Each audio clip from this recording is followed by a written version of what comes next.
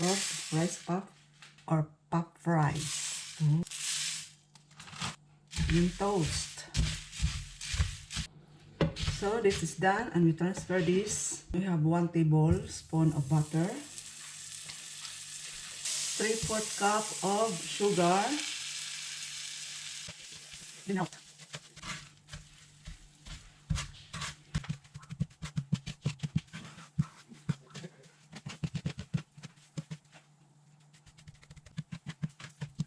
Add a little bit of vanilla and also the food coloring.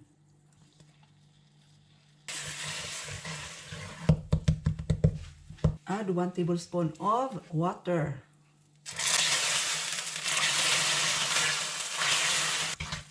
Then add your toasted puff rice.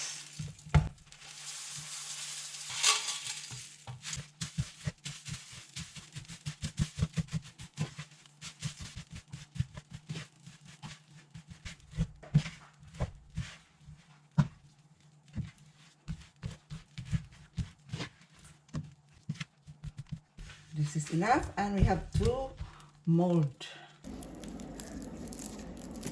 In it. Form a ball while it's warm, but be careful.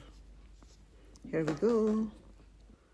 The goodies is ready to eat. Thank you for watching. Please subscribe.